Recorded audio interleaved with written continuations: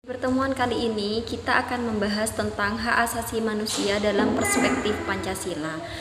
Mana dalam berpancasila itu sendiri terdiri dari 5 dasar negara. Yang pertama, ketuhanan yang Maha Esa. Yang kedua, kemanusiaan yang adil dan beradab. Ketiga, persatuan Indonesia. Yang keempat, kerakyatan yang dipimpin oleh hikmat, kebijaksanaan. Yang kelima, keadilan bagi seluruh rakyat Indonesia.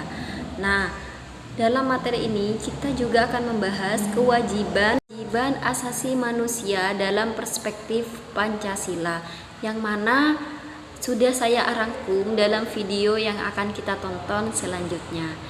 Nah, mari anak-anak kita tonton dengan seksama biar kita mengerti apa yang sudah dijelaskan ya. Materi pertama kita mulai dengan makna hak asasi manusia. Pada diri manusia itu selalu melekat 3 hal, yakni hidup, kebebasan, dan kebahagiaan. Ketiga hal tersebut merupakan sesuatu yang sangat mendasar yang harus dimiliki oleh manusia. Nah, sesuatu yang mendasar itu dalam pengertian lain disebut dengan hak asasi. Menurut Undang-Undang RI Nomor 39 Tahun 1999, hak asasi manusia adalah seperangkat hak yang melekat pada hakikat dan keberadaan manusia sebagai makhluk Tuhan yang Maha Esa dan merupakan anugerahnya yang wajib dihormati, dijunjung tinggi, dan dilindungi oleh negara, hukum pemerintah, dan setiap orang demi kehormatan serta perlindungan harkat dan martabat manusia. Dasar pemikiran pembentukan Undang-Undang RI Nomor 39 Tahun 1999 tentang HAM diantaranya, Tuhan yang Maha Esa adalah pencipta alam semesta. Manusia dianugerahi jiwa, bentuk struktur, kemampuan, kemauan, serta berbagai kemampuan oleh penciptanya untuk menjamin kelangsungan hidupnya, serta hak asasi manusia tidak boleh dilenyapkan oleh siapapun dalam keadaan apapun. Pada hakikatnya, HAM itu ada 2 makna. Yang pertama, HAM merupakan hak alamiah yang melekat dalam diri setiap manusia sejak ia dilahirkan ke dunia. Hak alamiah itu maksudnya hak yang sesuai dengan kodrat manusia sebagai insan merdeka yang berakal budi dan berperi kemanusiaan. Jadi tidak ada seorang pun yang diperkenankan merampas hak tersebut dari tangan pemiliknya. Namun, hal ini tidak berarti bahwa HAM itu bersifat mutlak tanpa pembatasan. Karena batas HAM seseorang adalah HAM yang melekat pada orang lain. Jadi bila HAM itu dicabut dari tangan pemiliknya, manusia akan kehilangan eksistensinya sebagai manusia. Yang kedua adalah HAM merupakan instrumen atau alat untuk menjaga harkat dan martabat manusia sesuai dengan kodrat kemanusiaan yang luhur. Tanpa HAM, manusia tidak akan dapat hidup sesuai dengan harkat dan martabat kemanusiaannya sebagai makhluk Tuhan yang paling sempurna. Selanjutnya kita bahas ciri-ciri hak asasi manusia. Hak asasi manusia itu memiliki ciri-ciri khusus, yaitu sebagai berikut. Yang pertama, hakiki, yang artinya hak asasi manusia adalah hak asasi semua umat manusia yang sudah ada sejak lahir. Kemudian universal, yang artinya hak asasi manusia itu berlaku untuk semua orang tanpa memandang status, suku bangsa, gender, atau perbedaan lainnya. Kemudian tidak dapat dicabut, yang artinya hak asasi manusia tidak dapat dicabut atau diserahkan kepada pihak lain, serta tidak dapat dibagi, yang artinya semua orang berhak mendapatkan semua hak, apakah hak sipil dan politik ataupun hak ekonomi, sosial, dan budaya. Selanjutnya kita pelajari makna kewajiban asasi manusia. Kewajiban secara sederhana dapat diartikan sebagai segala sesuatu yang harus dilaksanakan dengan penuh tanggung jawab. Dengan demikian, kewajiban asasi dapat diartikan sebagai kewajiban dasar setiap manusia.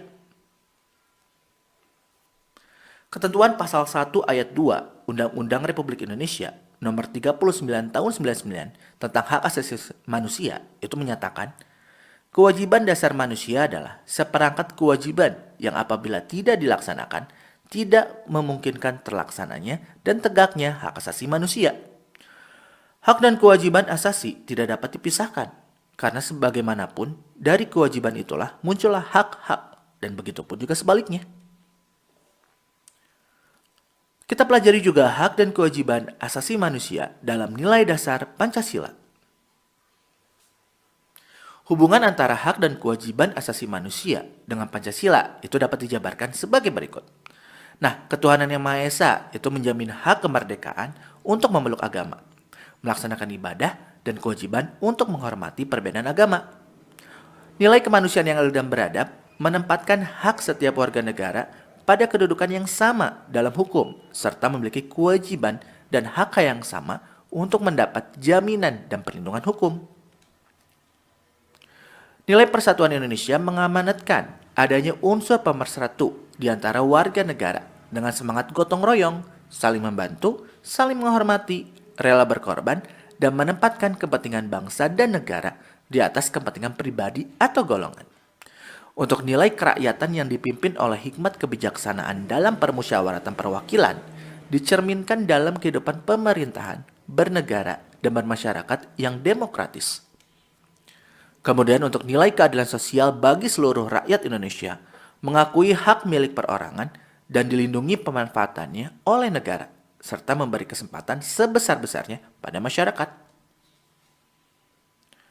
Kemudian kita pelajari juga hak dan kewajiban asasi manusia dalam nilai instrumental Pancasila. Adapun peraturan perundang-undangan yang menjamin hak asasi manusia, diantaranya UUD 1945, terutama pasal 28A sampai 28J.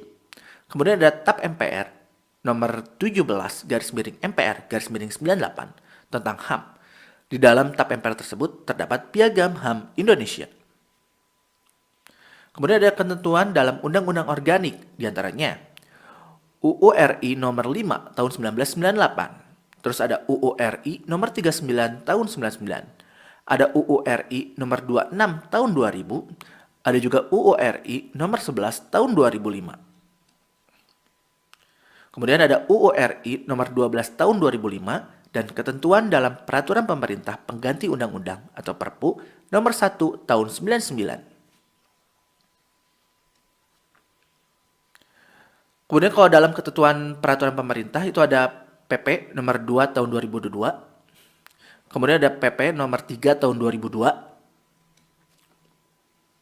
Kalau dalam Kepres itu ada Kepres nomor 50 tahun 93. Ada Kepres nomor 83 tahun 98. Kemudian ada Kepres nomor 31 tahun 2001. Ada Kepres nomor 96 tahun 2001 dan Kepres nomor 40 tahun 2004. Selanjutnya, hak dan kewajiban asasi manusia dalam nilai praksis sila-sila Pancasila. Nilai praksis merupakan realisasi nilai instrumental suatu pengamalan dalam kehidupan sehari-hari. Hal tersebut dapat diwujudkan apabila setiap warga negara menunjukkan sikap positif dalam kehidupan sehari-hari. Nah, ini ada contohnya untuk sila ketuhanan yang Maha Esa misalkan, yang bisa kita tunjukkan untuk berkaitan dengan penegakan hak asasi manusia. Misalkan, saling menghormati kebebasan beribadah sesuai agama dan kepercayaannya. Kemudian kalau sila kedua, misalkan, saling mencintai sesama manusia. Untuk sila persatuan Indonesia, misalkan dengan cinta tanah, air, dan bangsa. Untuk sila keempat, misalkan kita menerima dan melaksanakan setiap keputusan musyawarah. Untuk sila kelima, misalkan rela bekerja keras.